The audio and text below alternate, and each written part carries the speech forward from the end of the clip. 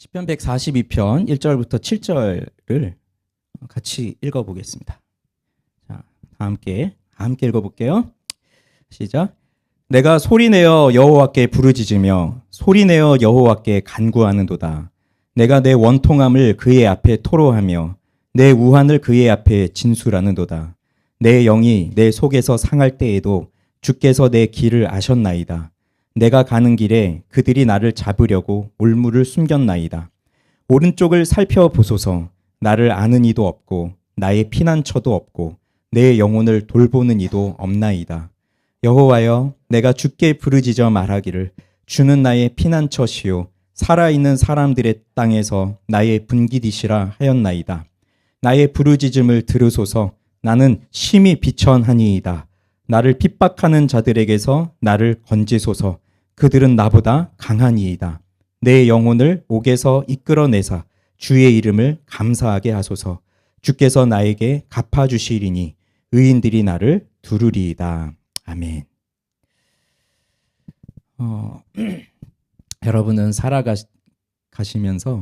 살아가면서 억울하다는 생각을 해본 적이 있으십니까? 억울하다. 또는 그런 상황에 처해 본 적이 있으신가요? 한번 생각해 보세요. 신입사원이 있고 중간 관리자가 있고 최고 경영자가 있어요. 자, 이 셋 중에 정신과를 가장 많이 찾는 사람은 어떤 사람일까요? 네, 맞아요. 중간 관리자라고 합니다.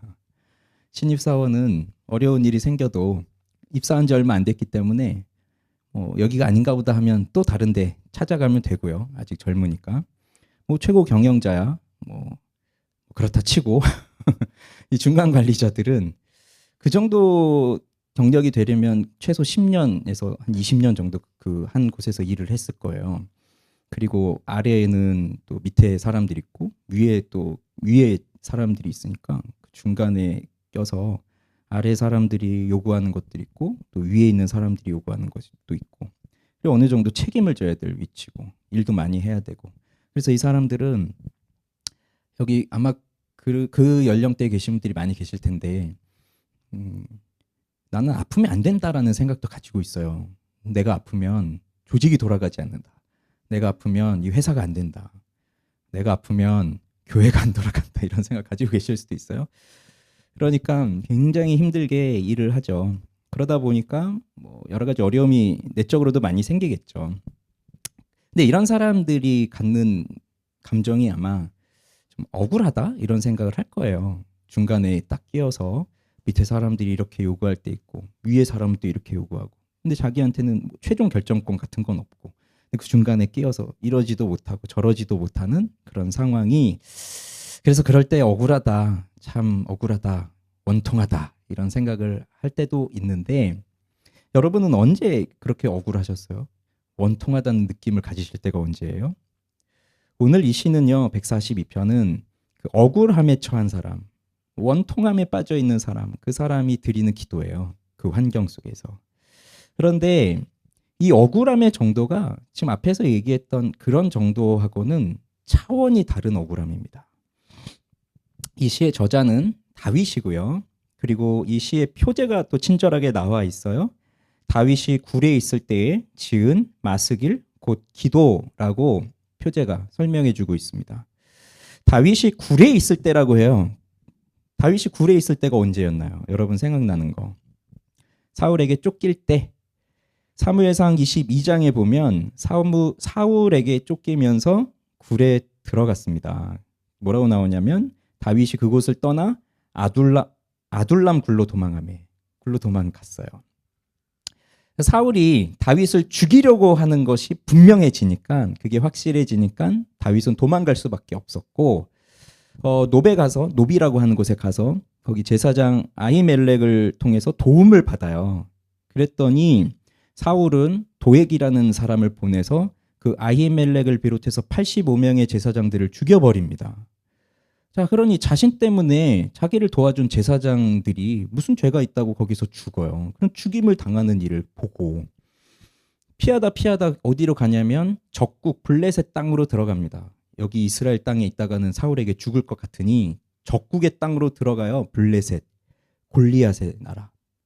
자기가 그렇게 골리앗을 죽였고 블레셋의 원수가 됐는데 오죽하면 거기를 찾아가겠습니까? 그래서 블레셋 가드 왕을 만나는데 좋아할 리가 없죠. 사울보다 더 강한 놈이 왔으니. 그러니 다윗 입장에서는 내가 여기서도 죽을 수 있겠구나 생각을 하고 그는 거기서 미친 척을 합니다. 미친 사람 척을 해요. 그러니 미친 사람이 우리나라도 많은데 왜 여기까지 이러냐 하고 쫓아내버려요. 그렇게 겨우 목숨을 부지한 다윗이 간 곳이 아둘람 굴이에요. 그렇게 굴에 숨은 겁니다. 다윗이 뭘 잘못했나요? 지금 사울이라고 하는 왕이 죽이려고 달려들고 있고요. 그를 찾아내기 위해서 혈안이 되어 있는 오늘날로 치면 지명수배자가 된 거거든요. 그러면 정말 말도 할 수 없는 끔찍한 죄를 저질러서 지명수배자가 되어 도망다니는 심정이라고 한다면 억울하지도 않을 것인데 그런데 다윗은 뭘 잘못했길래 이렇게 도망다녀야 할까요? 그가 잘못한 게 있다면 아무도 나서지 않을 때 골리앗이 여호와의 이름을 비방하고 이스라엘을 욕하고 있을 때 아무도 나서지 않을 때 그는 괜히 나서가지고 골리앗을 죽이고 이스라엘을 그 위기에서 구해낸 거. 이게 잘못이라면 잘못일까요? 거기 이 사람이 나서지 않았으면 이런 일이 없었을 텐데 뭐가 잘못입니까? 여호와께서 그에게 기름을 부으신 것? 그럼 하나님 탓이네요. 이렇게 도망다니게 된 게. 그리고 그게 죽을 일입니까? 골리앗을 죽이고 나라를 위기에서 구했는데 이건 다윗이 잘못한 게 아니라 다윗이 자기보다 더 인기가 많고 사람들이 더 다윗을 좋아하니까 그것 때문에 다윗을 시기하는 사울의 이상한 마음 때문이죠. 사울이 가지고 있는 열등감 때문이죠. 그러니 다윗은 얼마나 억울하겠어요. 분명 사울은 하나님을 떠났고 마음은 열등감에 사로잡혔고 마음 낙한 영에 사로잡혔으니 하나님이 단번에 사울을 벌하시고 기름 부은 다윗을 바로 즉시 왕으로 세우실 수도 있겠지만 그런데 그렇게 하지 않으셨어요. 사울을 오랫동안 벌하지 않으세요. 그만큼 다윗은 오랜 기간 동안 도망을 다녀야 됩니다. 그런데 다윗이 우리가 보는 대부분의 시들은 다윗이 노년 때 지은 시다. 뭐 시편 23편이나 이런 것들은. 그럼 이제 그가 죽을 때가 다 돼서 인생을 다 겪어보니 하나님이 이러하시구나라는 걸 깨닫고 노래한다고 하면 좀 이해가 되는데 사울에게 쫓겨다닐 때는 젊을 때예요. 여기 우리 청년 몇 분 계신데 여기 계신 청년들보다 더 어린 나이 그때 지금 사울에게 쫓겨다니고 있는 그때입니다. 근데도 이런 시를 짓잖아요. 그러니 그 어린 마음속에 얼마나 억울함이 컸을까요? 원통함이 얼마나 크고. 그래서 여러분 다윗의 마음을 좀 헤아려 보면서 오늘 이 시를 좀 읽어보면 좋겠어요. 처음엔 읽었을 땐 별 느낌이 없었죠. 근데 이제 그런 배경을 생각하면서 한번 읽어봅시다. 자, 1절, 2절 다시 한번 읽어볼게요. 1절, 2절 시작. 내가 소리내어 여호와께 부르짖으며 소리내어 여호와께 간구하는도다. 내가 내 원통함을 그의 앞에 토로하며 내 우환을 그의 앞에 진술하는도다. 여기서 특이한 점이 있다면 여호와를 2인칭으로 부르지 않고 3인칭으로 부르고 있다는 겁니다. 무엇을 뜻할까요? 내가 여호와께 부르짖습니다. 내가 여호와께 간구합니다. 라고 하고 있는데 2인칭으로 표현하고 있다면 내가 바로 내 앞에 있는 하나님께 내가 이렇게 기도합니다. 바로 앞에 있는 하나님께 간구합니다. 이게 이거지만 3인칭이라고 하는 거는 저 멀리 계신 거예요. 지금 내 앞에 계신 것이 아니라. 그러니 저 멀리 계신 여호와께 내가 부르짖습니다. 내가 간구합니다. 이런 겁니다. 그러니 이렇게 표현하는 것은 지금 다윗이 굉장히 홀로 고독함 속에 처하여 있다. 나에게 아무도 없다 내 주변에. 심지어 하나님도. 그런 상황을 강조하고 있는 겁니다. 그런 상황을 암시하고 있는 겁니다. 시편 139편 기억나시죠? 내가 하늘에 올라갈지라도 내가 저 깊은 음부에 떨어질지라도 거기에도 하나님이 계시고 내가 새벽 날개를 치며 바다 끝에 거할지라도 거기에서도 하나님이 계신다. 그래서 언제나 어디서나 어느 상황에서나 어떠한 순간에서도 하나님은 나와 함께 하시기 때문에 난 하나님을 떠날 수 없는 하나님께로부터 도망도 갈 수 없는 그런 상황. 그게 우리 인생인데 그걸 누가 고백했어요? 다윗이 고백한 거잖아요. 그런데 오늘 이 순간은 하나님이 바로 내 앞에 계신다라고 하는 그런 느낌이 있다면 2인칭으로 표현했을 거예요. 내가 주님 당신께 아뢰입니다. 주님 당신께서 내 상황을 보아주십시오. 이렇게 하겠지만 그런데 지금 이 다윗이 느끼는 감정은 하나님도 멀리 계신 것 같은 그런 느낌인 것 같습니다. 그러니 당연히 소리가 높아지죠. 내 앞에 계시면 조용히 이야기해도 들으시겠지만 저 멀리 계시니 그냥 속으로 이야기하면 들을 수가 없잖아요. 그러니까 소리를 내어서 지금 2번 반복되고 있습니다. 소리를 내어서 간구하고 있어요. 들으시도록 하나님이. 왜 이렇게 하겠습니까? 왜? 내 원통함을 그의 앞에 토로하며 내 우환을 그의 앞에 진술하는 겁니다. 그러기 위해서. 자, 억울한 일 다 당해보았으니까 아실 거예요. 사람이 억울함을 당하면, 억울함에 가득 차면 그걸 마음속에 그냥 가만히 가두어 둘 수가 있을까요? 그 억울한 일을. 그릇에 물이 차면 물이 넘치듯이 사람의 마음속에 억울함이 가득 차면 이거 넘치게 되어 있습니다. 그러면 어떠한 형태로든 그 억울함을 표출하게 되어 있어요. 그래서 어떤 사람은 원망과 불평의 말을 쏟아넣거나 또 어떤 사람은 폭력적 행동을 보이는 거죠. 너무 억울하니까. 폭력적 행동을 하는 거예요.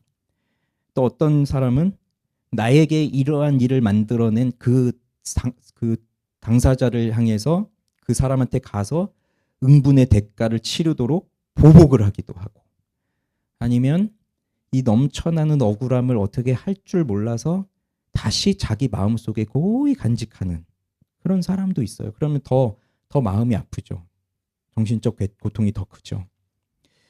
이렇게 사람들은 자신의 기질이나 또 자신의 성격이나 자신이 처한 환경이나 내가 할 수 있는 그런 범위 안에서 이 억울함이 그냥 감추어져 있는 게 아니라 나타나게 되어 있습니다. 그런데 오늘 다윗 이 시인은 어떻게 하나요? 이 억울함을 하나님 앞에 쏟아놓고 있어요. 하나님 앞에 쏟아놓는 거예요. 내가 당한 고통을 하나님께 말씀드리고 있는 거예요. 지금 내가 이런 일을 겪고 있습니다. 이것을요. 이게 우리가 이 시인을 통해서 이 다윗을 통해서 배워야 할 점입니다. 사람에게 말해봐야 무엇할까요? 사람이 잘 들어주는 것 같지만 그 누구도 내 마음을 100% 공감해주고 헤아려 주는 사람은 아무도 없습니다.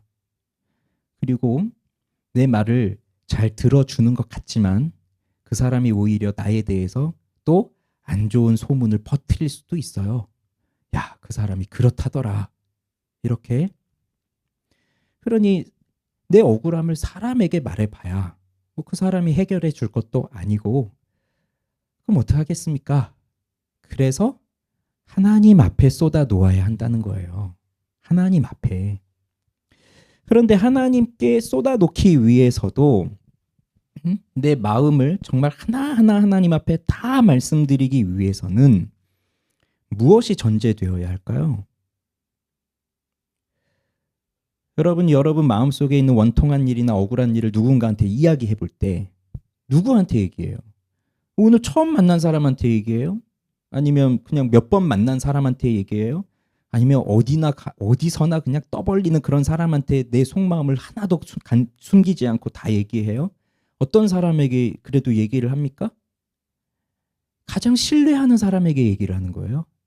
신뢰를 해야 내 속 이야기를 하는 거예요. 신뢰하지 않으면 속마음 얘기하지 않습니다. 감춰요. 우리는 감추게 되어 있어요. 우리의 수치와 부끄러움을 감추어요.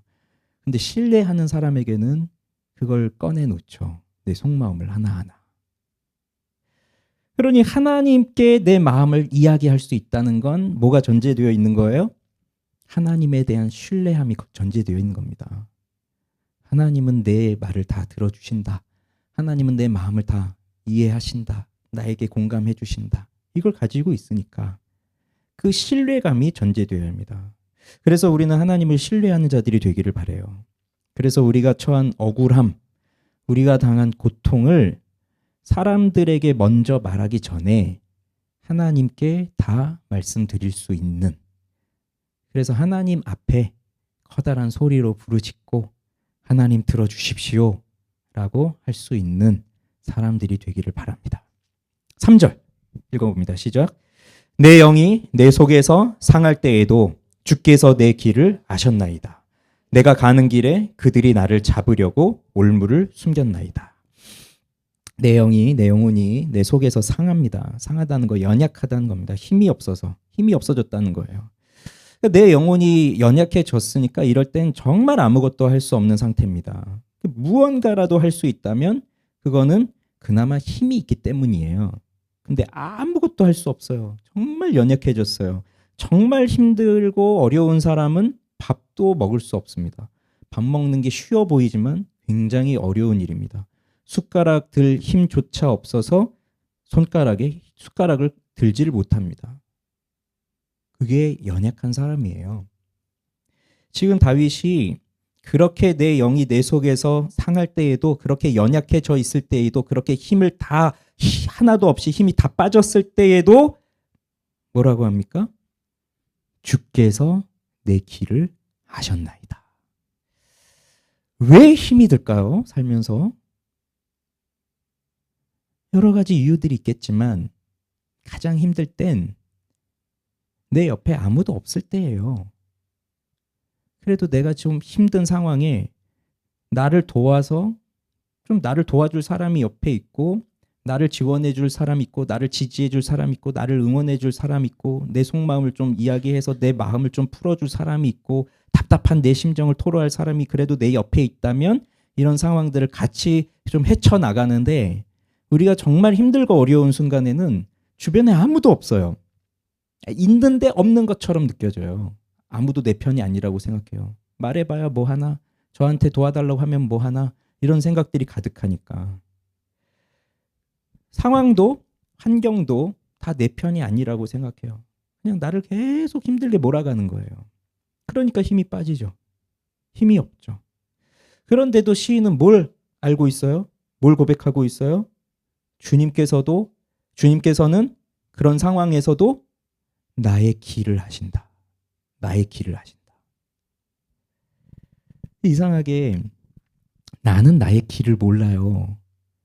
내가 어떻게 왔는지, 여기까지 내가 어떻게 왔는지도 잘 모르고, 내일 나는 또 어떻게 살아가야 되는지, 어떤 길을 가야 되는지 잘 몰라요. 아마 그런 고민하고 있는 분들 여기 계실 겁니다. 내가 어디로 가야 되는지 모르겠다. 그런데 우리 주님은 알고 계신다는 겁니다. 내 길을, 나도 모르는 내 길을 우리 주님은 알고 계신다. 전부 다, 모두 다. 그게 내가 주님을 신뢰할 수 있는 이유예요. 주님이 나의 길을 아시기 때문에. 근데 주님도 모르신다면, 내가 어디로 가야 되는지를 모르신다면 어떻게 신뢰합니까? 말해봐야 나도 모르겠다, 같이 고민 한번 해보자, 이러시면 뭐 어떻게 신뢰합니까? 주님은 다 아세요. 그런데 또 신기한 게, 나는 나의 길을 잘 모르는데 나의 길을 또 잘 아는 사람들이 있어요. 누구라고요? 여기 보면 내 대적들, 내 원수들. 나도 내가 어디로 가야 될지 모르는데 내 원수들은 내 길을 훤히 보고 있어요. 다 훤히 꿰뚫고 있어요. 그래서 내가 가는 길에 뭘 숨겨놔요? 올무를 숨겨놔요. 참 희한하지 않습니까? 나도 모르는데. 근데 그들은 다 알고 있어요. 아니, 올무를 숨겨놓고 함정을 파놓고 하는데 내가 그리로 가지도 않을 건데 거기다 함정 파놓고 올무 파놓으면 뭐 합니까? 헛수고죠. 그러니 이 함정을 파는 사람들은 누구보다도 나의 길을 철저하게 연구하는 사람들이에요. 그래서 얘가 이렇게 갈 거구나라는 걸 알고 있는 사람들이 거기다 함정 놓고 거기다 올무를 파놓는 거예요. 지금 다윗을 잡기 위해서 다윗은 혼자 도망다니지만 사울은 혼자 쫓아다니지 않고요. 그 나라의 모든 군대를 다 풀어서 지금 다윗을 쫓아다니고 있습니다. 다윗 잡기 군대를 풀었어요. 그러면 그 군사들이, 그 다윗을 쫓아다닌 사람들이 그냥 자기들만 쫓아다니겠어요? 그 지역에 있는 사람들을 다 매수해서 다윗의 일거수일투족을 샅샅이 다 뒤지면서 조사하면서 파악을 해내는 겁니다. 그럼 다윗이 여기로 나타났다 하는 소리가 나면 거기서부터 가서 어떻게 다윗이 언제 어느 시간대에 어떻게 이동할 건지 그걸 다 조사해보고 파악하고 그다음 이때 여기로 움직이겠구나 이런 걸 다 파악하면서 그러면서 매복하고 그러면서 올무 숨겨놓고 거기다 함정 파놓고 하고 있는 거예요. 오늘날은 CCTV로 도주로를 다 파악하고 있지만 이때는 사람이 CCTV가 되는 겁니다. 거기 사람들을 다 매수해 놓고 있는 거예요. 그럼 내가 어디로 가는지 다 보고 있는 겁니다. 나는 혼자 아무도 모르게 도망간다고 생각하지만 다 보고 있는 거예요. 그리고 거기다가 함정 파는 거예요. 그게 지금 이 다윗이 처한 상황이라고요. 그러니 굴로 도망간 거예요. 자, 그런데 뭐라고 하는지 또 봐보세요. 4절 읽어봅니다. 시작. 오른쪽을 살펴보소서. 나를 아는 이도 없고 나의 피난처도 없고 내 영혼을 돌보는 이도 없나이다. 왜 오른쪽을 봐달라고 할까요? 여기 오른쪽에는 보통 나를 변호해 주는 사람들, 나를 도와주는 사람들, 그들이 서는 자리입니다. 오른쪽에. 그 오른쪽에 보면 나를 도와줄 사람이 있구나. 근데 없단 얘기예요. 그러니 하나님 내 오른편을 보십시오. 아무도 없습니다. 그리고 나의 피난처도 없습니다. 내 영혼을 돌보아줄 사람도 없습니다. 하나도 없다는 겁니다. 하나도. 철저히 나 혼자입니다. 라는 거예요. 그런데 또 재미있는 부분이 뭔지 아세요? 다윗이 이 아둘람 굴로 도망갈 때 다윗이 혼자 갔을까요? 자, 여러분 성경 상식입니다. 사무엘상 22장에 다윗이 아둘람 굴로 도망가는데 혼자 갔나요? 그렇지 않습니다. 뭐라고 나오냐면 아둘람 굴로 도망가는데 그의 형제, 아버지의 온 집이 듣고 그리로 내려가서 그에게 이르렀고 그러니 가족들이 함께 붙은 거죠. 그 다음 또 뭐라고 나오냐면 환난당한 모든 자와 빚진 모든 자와 마음이 원통한 자가 다 그에게로 모여서 그는 그들의 우두머리가 되었는데 그와 함께한 자가 400명가량. 그러니 그 굴에 들어갔는데 혼자 들어가진 않았어요. 가족을 비롯해서 400명이 거기 들어갔어요. 근데 왜 이 다윗 입장에서는 나 혼자입니까? 이러고 있을까요? 근데 지금 여기 따라 붙은 사람들이 어떤 사람들이에요?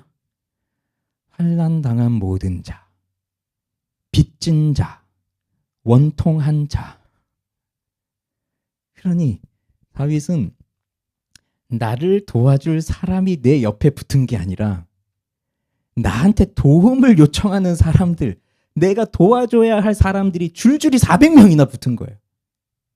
그러니 내 옆에는 아무도 없어요. 나를 도와줄 사람은 아무도 없어요. 죽을 노릇이죠. 나도 지금 나도 내 몸을 어떻게 할지 모르겠고 내 영혼도 지금 어떻게 할지 모르겠는데 400명이나 지금 나한테 따라 붙었어요. 이런 상황입니다. 이런 상황. 그래서 어떻게 해야 될까요? 이럴 때. 그래서 기도한 거예요. 다윗이. 자, 5절 시작. 여호와여 내가 주께 부르짖어 말하기를 주는 나의 피난처시요 살아있는 사람들의 땅에서 나의 분기디시라 하였나이다. 내가 주께 부르짖습니다. 자, 여기서 여호와를 2인칭으로 다시 바뀝니다. 내가 주께, 내가 당신께 부르짖어 말합니다. 뭐죠? 상황이 바뀌었어요. 비록 나 홀로, 나보다 더 힘든 사람들이 400명이나 내 밑으로 잘 이렇게 쭉 붙어와 있지만 그래서 내 오른쪽을 보아도 어디를 둘러보아도 내가 이 어려움 속에서 헤쳐나올 수 있는 것이 보이지 않지만 그런데 하나님이 지금 내 앞에 계시다는 것을 알아요. 1절에서는 3인칭으로 표현하고 있지만 여기 5절에서는 2인칭. 당신께, 내가 당신께 부르짖습니다. 말합니다. 뭐라고 말합니까? 주는 나의 피난처이십니다. 그러니 아무도 없고 철저히 나 혼자인 것 같고 여기저기 올무가 쳐져 있고 함정이 파져 있는 그런 상황 속에서도 거기를 피해갈 수 있도록 하나님이 나를 인도해 주신다는, 하나님이 나의 피난처가 되신다는 확신을 갖게 된 거예요. 그러면서 기도하는 겁니다. 주님, 당신은 나의 피난처이십니다. 그리고 뭐라고 하냐면 살아있는 사람들의 땅에서 나의 분기십니다 하고 있는데, 이 살아있는 사람들의 땅은 쉽게 말해서 지금 살아있는 사람들이 지금 살고 있잖아요. 이 사람들이 살고 있는 이 세상에서, 이 사람들이 살아가고 있는 이 땅에서 하나님 당신이 나의 분깃, 기업이란 말이에요. 분깃. 그래서 생각나십니까? 생각나시죠? 저기 그 이스라엘 백성들이 가나안 땅에 들어와서 각 지파별로 기업을 나눠주잖아요. 땅을 나눠주잖아요. 그때 레위 사람들에게는 땅을 주지 않고 뭐라고 하셨어요? 내가 너희들의 기업이다라고 하셨잖아요. 하나님이 너희의 기업이다. 자, 그것처럼 지금 다윗이 하나님 당신이 나의 기업입니다. 당신이 나의 분깃입니다. 이걸 고백하고 있습니다. 그러니 모든 것이 하나님의 것인데 모든 것의 주인이신 하나님이 나의 하나님입니다라고 고백하니까 뭐가 부럽겠습니까? 저들이 가지고 있는 게 뭐가 부럽겠어요? 다윗이 지금 이걸 깨달은 거예요. 그런데 지금 이 사람 어디에 있습니까? 아직도 캄캄한 굴 속에 있습니다. 굴 속에서 살아보셨나요? 굴 속에서 며칠이나 살 수 있을까요? 그런데 지금 이 굴에서 언제 나간다라고 하는 보장도 없습니다. 그러나 지금 그는 현재 살아 있습니다. 비록 굴 속에 있지만, 감옥에 갇힌 것과 같은 그런 상황이지만 지금 현재 살아 있어요. 그게 증거가 되는 거예요. 내가 살아 있구나.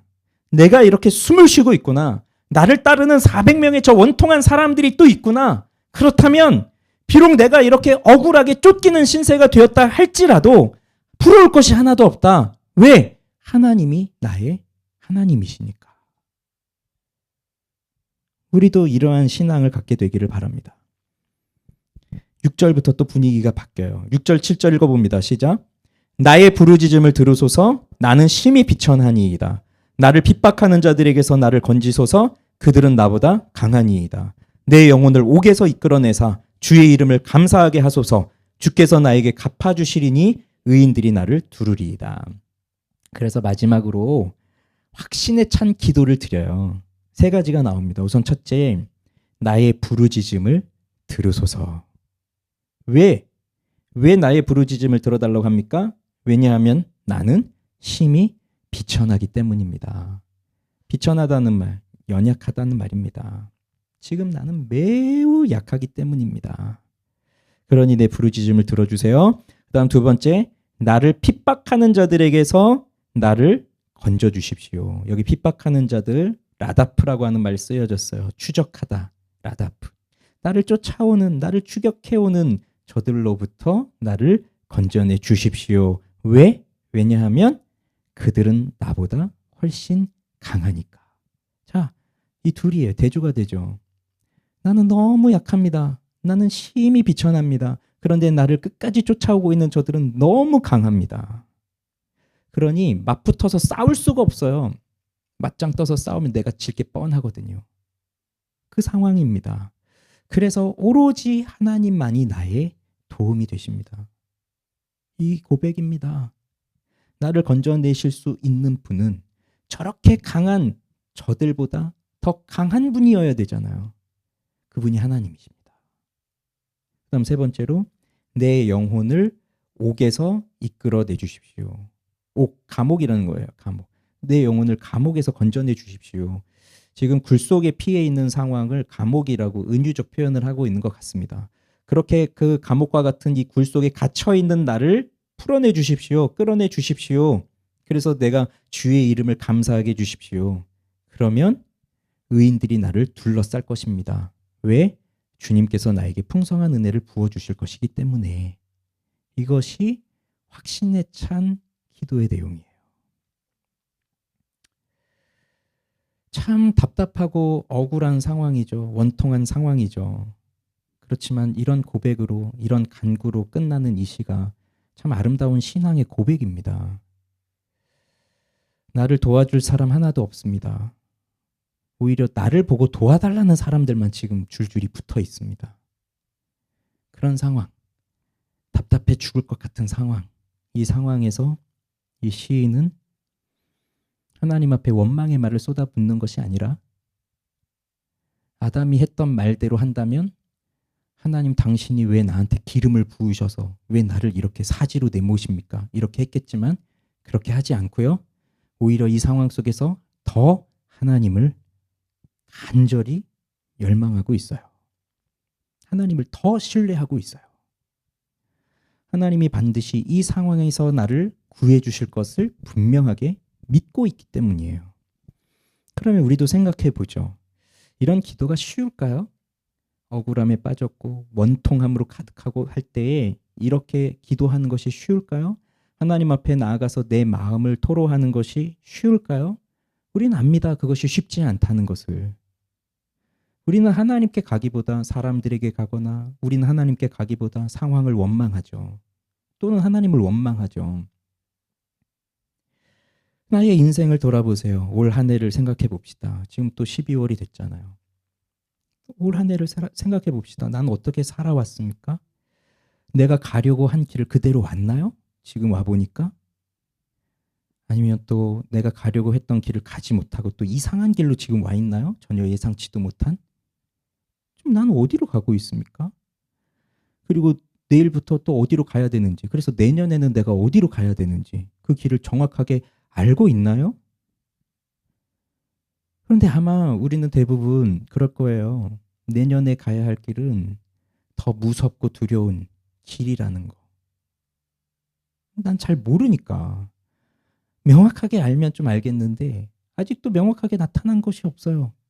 지금 2025년 며칠 안 남았는데 또 새해를 살아가야 되는데 아직도 모르겠어요. 난 어디를 가야 되는지, 뭘 해야 되는지. 그럼 더 무섭죠. 더 두렵죠. 그러니 모든 것이 불안할 뿐이에요. 우리는 왜 이렇습니까? 우리 왜 이렇게 삽니까?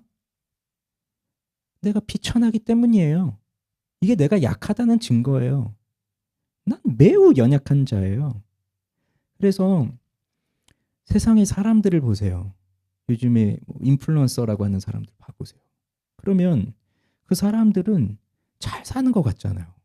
심지어 그 사람들이라고 해서 고난이 없느냐? 그렇지 않거든요.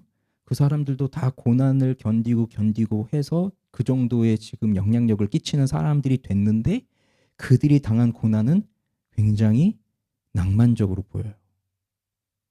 그런데 나는 그냥 추할 뿐이에요. 왜 이러고 살고 있나? 그게 우리입니다. 우리. 이 연약함. 나도 모르겠고 어디로 가야 될지 모르겠고. 그래서 오늘 우린 두 가지 이걸 기억하면 좋겠어요. 첫 번째, 같이 읽어볼까요? 시작. 하나님은 나의 길을 다 아신다. 근데 내가 가는 길 또 누가 안다고요? 내 원수들이 알고 있다고요. 그러면 그들이 내가 가는 길을 편안하게 닦아놓는 게 아니라 내가 가는 길에 여기저기 함정을 다 파놨어요. 올무를 놨어요. 그물을 깔아놨어요. 그게 보이게 해놓지 않잖아요. 그러니 이 길인가 보다 하고 아주 자신만만하게 가다가 어느 날 그물에 탁 걸려버리고 어느 날 덫에 탁 걸려버리고 어느 날 구덩이에 푹 빠져버리고 이런 일들이 우리 인생에서도 계속해서 일어날 것입니다. 그럼에도 하나님이 나의 모든 길을 알고 계십니다. 자, 이걸 알고 있어야 우리는 힘이 생깁니다. 이걸 알고 있어야 우리는 위로가 되면서 내가 어디로 가야 할지 모르는 이 험한 길에도 당당하게 걸어갈 수 있는 것입니다. 그러면 이렇게 생각할 수도 있어요. 나의 원수들이 나한테 함정을 파놓고 여기저기 나를 감시하고 그렇게 하고 있다고? 나는 그럴 만한 사람이 아닌데 누가 나를 그렇게 감시하겠어? 누가 나를 그렇게 쫓아와서 나를 죽이려고 하겠어? 나는 그럴 만한 사람이 아닌데? 이렇게 생각하면서 나는 아니야, 난 괜찮아 이렇게 생각하는 사람도 있겠지만 그러나 우리는 다 그럴 사람이에요. 그런 존재들이에요. 그러한 대우를 받을 수 있는 사람들이에요. 왜 그렇습니까? 누가 우리를 이렇게 올무를 놓고 함정을 파놓고 우리를 찾아다니고 있습니까? 성경은 말하죠. 우리 대적 마귀가 우는 사자같이 삼킬 자를 두루 찾나니. 마귀가 우리를 집어삼키기 위해서 여기저기다가 함정을 다 파놨습니다. 그런데 이 마귀는 내가 어디로 가는지를 알고 있다는 얘기죠. 내가 좋아하는 길이 어딘지, 내가 어디로 가면 빠지는지 다 알고 있어요.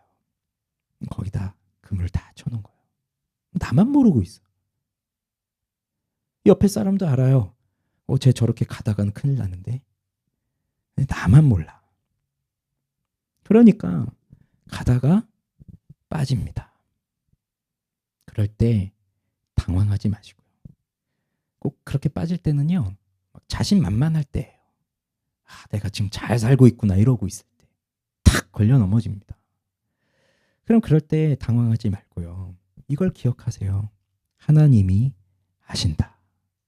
하나님이 아신다. 내 길을. 지뢰밭을 생각해 보세요. 지뢰밭에 지뢰를 다 표신하게 묻어 놓습니까? 어디에 깔려 있는지 모르잖아요.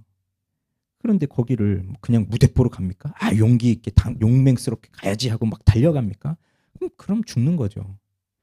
그래서 탐지기를 들고 조심조심 가잖아요. 근데 하나님이 다 알고 계시다고요. 어디 깔려 있는지. 그리고 그 지도를 우리한테 다 주셨어요. 그리고 넌 이렇게 가야 된다고 그 길을 다 알려주셨어요. 그게 하나님 말씀이에요. 그 말씀대로 가면 다 피해 가는 겁니다. 그리고 내일 당장 내가 내년 당장 어디로 가야 되는지를 모르지만 하나님은 오늘, 내일, 그 다음날 계속해서 하루하루 우리가 가야 할 길을 그 길에다가 빛을 놔주세요. 불을 놔주세요. 돌을 놔주세요. 그래서 지금 당장 일주일, 한 달 후는 모르겠지만 당장 내일 일어나면 내일 아침은 또 우리가 가야 할 길을 놓아주십니다. 말씀으로. 그럼 그 길을 딛고 또 가는 거예요. 그러니 우리가 거창하게 무슨 10년 후의 비전 이런 것까지 볼 필요 없이 매일매일의 삶을 하나님이 놓아주시는 그 말씀의 길을 향해서 가다 보면 그러면 10년 후엔 거기 가 있는 거예요. 그래서 꼭 이걸 기억하시고요. 하나님이 내 길을 아신다. 그다음 두 번째, 자 읽어보죠. 시작. 하나님은 살아있는 사람들의 나의 분깃이 되신다. 이걸 기억하십시오. 내가 살아가는 이 세상에서 하나님이 나의 분깃이 되신다. 나의 기업이 되신다. 하나님으로 내가 살 수 있다.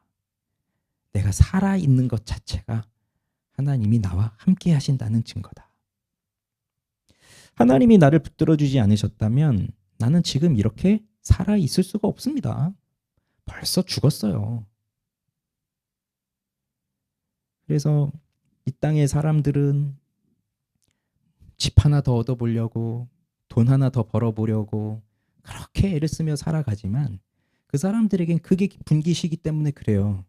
집을 더 좋은 집을 얻고 더 좋은 직장을 얻고 더 좋은 학교를 가고 더 돈을 많이 벌고 사람들에게 더 인기를 얻고 이런 게 그들에게는 기업이기 때문에 그거를 얻으려고 무진장 애를 쓰며 살지만 우리에겐 그게 기업이 아니라 하나님이 기업이시다. 그러니 그 모든 것이 다 하나님의 것이잖아요. 그래서 올 한 해도 생각해보면 오늘 내가 여기 와 있잖아요. 여러분 스스로가 어떻게 생각하는지 모르겠습니다. 내가 정말 제대로 왔는지 아닌지 모르겠지만 어쨌든 내가 지금 와 있는 오늘 여기 이 자리는 하나님과 함께한 자리예요. 하나님이 이끌어주신 자리예요. 여기까지 오게 하셨어요. 여기까지 오게 하셨어요. 그리고 하나님은 나를 버려두지 않으실 거예요. 그래서 이 감옥과 같은 때로는 지옥과 같은 그러한 시간을 내가 여기서 보내고 있다 할지라도 하나님은 나를 건져내 주실 거예요. 그럼 최종 결론. 억울한 일을 당했다고 해서 원통한 일을 당했다고 해서 넘어지지 마십시오. 가장 억울한 일을 당한 분이 계시다면 예수님입니다. 예수님이 가장 억울한 일을 당하셨어요. 이 세상에서. 그런데 예수님은 길을 아시죠? 그리고 어디에 함정이 있는지도 아시죠? 그런데 그 함정에 들어가셨어요. 들어가지 않으시려면 얼마든지 안 들어가실 수 있는 분이시잖아요. 그런데도 들어가셨어요. 왜 들어가셨을까요? 왜 그렇게 억울하게 죄도 없으신 그분이 그렇게 억울하게 사람들의 조롱을 받으면서 그 끔찍한 고난의 그 함정에 그 올무에 그 그물에 걸려 들어가셨을까요? 예수님이 거기로 들어가지 않으시면 거기는 내가 들어가야 되니까. 거기에 내가 지나가는 길이니까. 내가 걸려 넘어지니까. 내가 걸리지 않도록 예수님은 먼저 거기에 들어가셔서 그 함정을 치워주셨어요. 그리고 우리는 그 길을 편안하게 가는 겁니다. 안전하게 가게 하신 거예요. 그럼에도 예수님이 언제 억울하다고 하신 적 있어요? 억울하다고 울분을 토하신 적이 있으십니까? 오히려 우리를 보면서 사랑의 마음을 전하고 계시죠. 그러니 우리도 예수님을 바라보면서 가면 됩니다. 예수님이 이루신 구원의 길을 바라보면서 그걸 누리면서 가면 돼요. 그러니 오늘 이 다윗이 했던 이 고백처럼 우리도 매우 유사한 상황들이 우리에게 많고요. 앞으로도 이런 일들 정말 많이 일어날 겁니다. 그때마다 이 두 가지를 기억하면서 하나님이 나의 길을 아십니다. 그리고 하나님이 나의 분기, 나의 하나님이십니다. 그래서 예수님 의지하면서 내가 한 걸음 한 걸음 주님과 함께 나아가겠습니다.